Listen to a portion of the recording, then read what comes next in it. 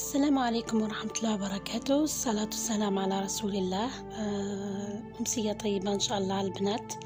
جبت لكم اليوم وصفة فعالة، وصفة من مواد طبيعية فعالة جدا جدا جدا لتطويل الشعر، تغذية الشعر، تحارب تساقط الشعر. وصفة قنبلة صيدلية متوفرة من جميع النواحي.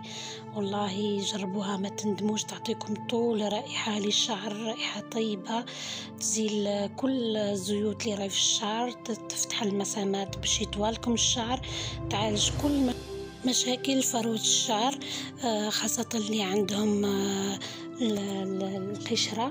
القشرة هذيك اللي راهي تعطل نمو الشعر.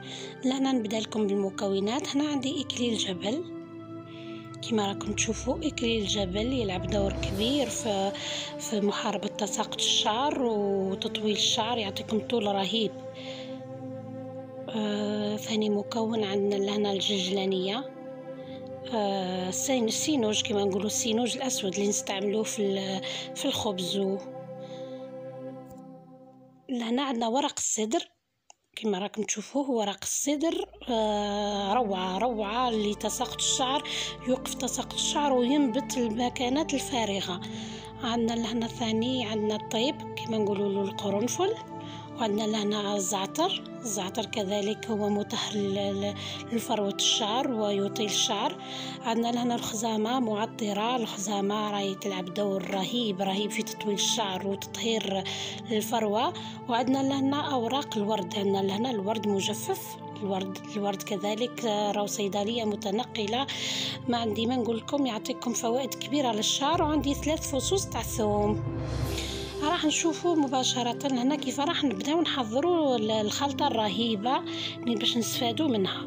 نأخذ ملعقة من كل خليط، نصف من كل مكون اللي حطيناه، ملعقة صغيرة من كل مكون.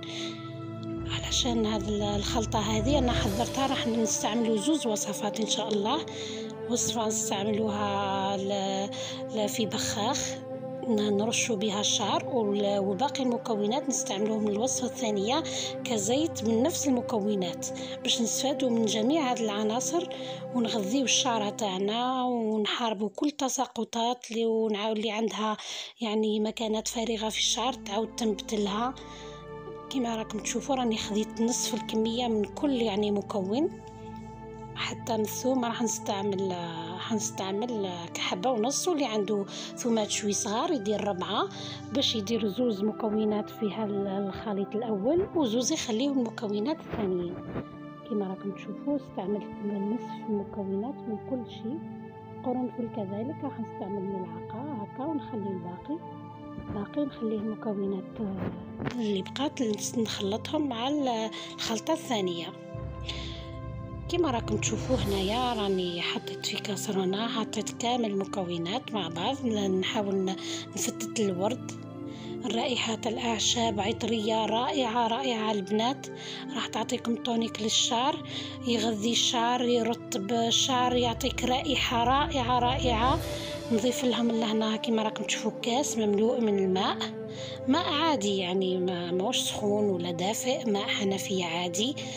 وراح نحطهم على نار هادئة حتى يغلى ويتبدل اللون تاع الماء. نزيد لهنا كما قلت لكم نصف تاع الحبات تاع الثوم، دير حبة ونصف، ولا عندكم 4 حبات متوسطين تعملوا حبتين وتخليوا حبتين الوصفة الثانية.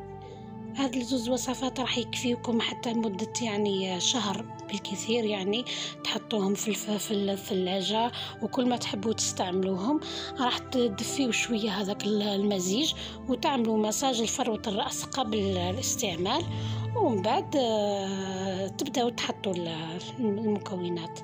لأنا كما راكم تشوفوا خلطت مليح مكونات، راح نحطهم مباشرة على النار. كما راكم تشوفوا راهو غلا لهنا الخليط معنا.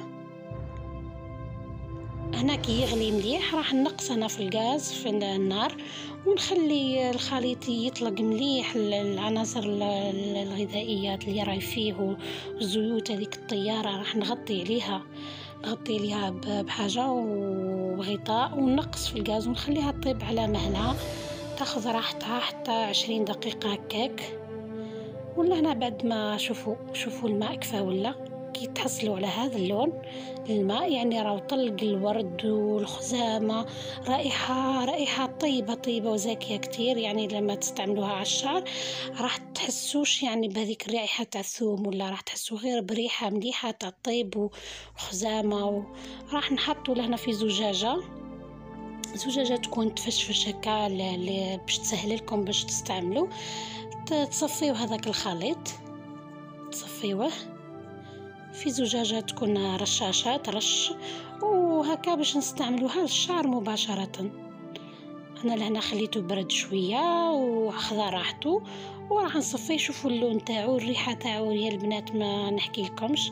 كي تستعملوها على الشعر خاصه البنات اللي راهو يزيد شعرها، راح تنحي لكم هذوك الزيوت وتنحي لكم هذيك الرائحه تاع الزيت اللي راه في الشعر. وهذه الحاجه الخلطه المليحه اللي في الشعر، انكم ما كان لا تغسلوا شعركم، تستعمليها وتخليها نورمال تشيح على شعرك، تجفيها عادي.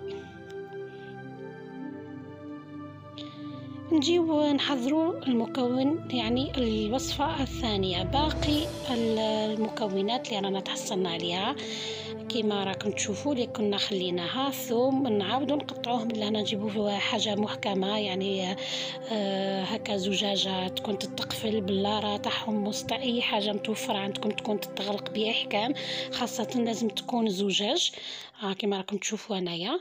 ما نطيش حتى حاجة نعاود نستعملها. لهنا باقي الأعشاب كما راكم تشوفوا نجمعهم كامل اللي راهم سميتهم لكم بالاول، ونحطهم لهنا. اللي تحب ترحيهم يا البنات في المطحنه كهربائيه تكون احسن، واللي ما عندهاش والاخر تحب تحضرها امام هكا ما كانش مشكل، هكا بعد راهي تصلحها عادي. هو من الاحسن اللي عندها مطحنات ترحيهم على المكونات وتحطهم وتضيف لهم باقي العناصر اللي راح نسميهم لكم. لهنا راني حطيت كامل المكونات كما راكم تشوفوا لهنا في هذه الزجاجه، وراح نضيف لهنا العنصر الثاني اللي هو زيت الزيتون. زيت الزيتون تكون نوعيه مليحه. تحبوا تستعملوا البنات غير زيت الزيتون، تغمروا كامل الاعشاب اللي راكم حطيتهم حتى يتغطاو. واللي تحب تستعمل ثاني زيت المائدة، عندها فوائد كثيرة للشعر، حتى هي راح نستعملهم في زوز. هنخلط بين زيت زيتون وزيت المائدة باش نغذي ثورة الشعر. كما راكم تشوفوا يعني في هذا الفصل يعني بدأ تساقط الشعر، المشاكل الشعر تكون جافة والاخر لازم نتهلاو شوي في رواحنا.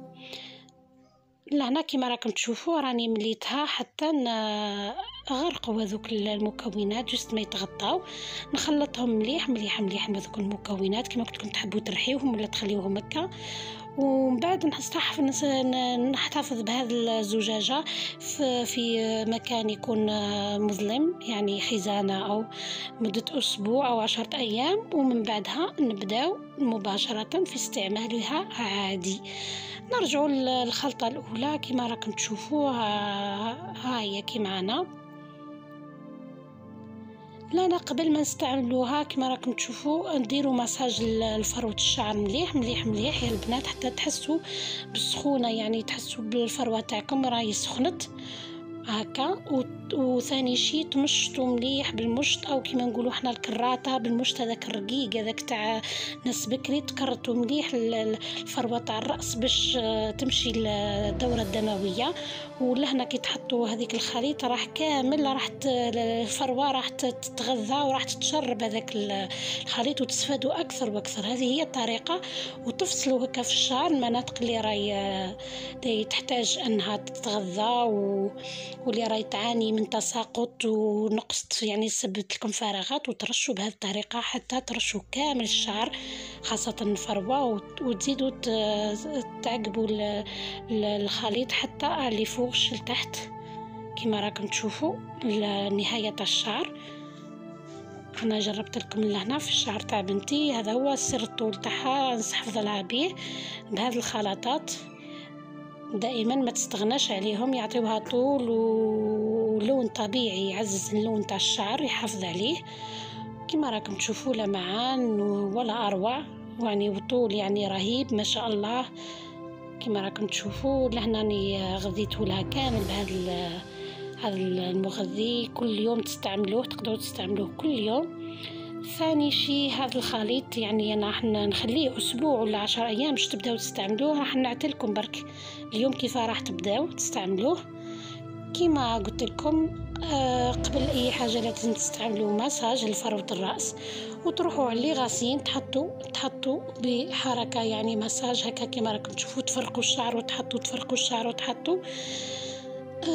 هذه راكم غذيتوا الشعر تاعكم، وخاصة ورق السدر ننصحكم راهو منبت للفراغات، رهيب جدا جدا.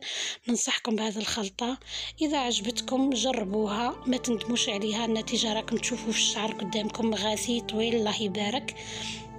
هذا هو السر، تعطوه شعر بنتي كما راكم تشوفوا. هذا هو المكونات اللي انا نستعملهم لها، تقدروا تستعملوهم مع بعض. وحده تفشفشوا في هذيك كل يوم، والزيت تستعملوه مرتين اللي راهي تعاني من التساقط باش يعاود ينبت لكم الشعر. اذا عجبتكم الخلطه حبيباتي ما تنساوش الاشتراك في القناه وجام، والى اللقاء. نشوفكم ان شاء الله في وصفات ثانيه ان شاء الله.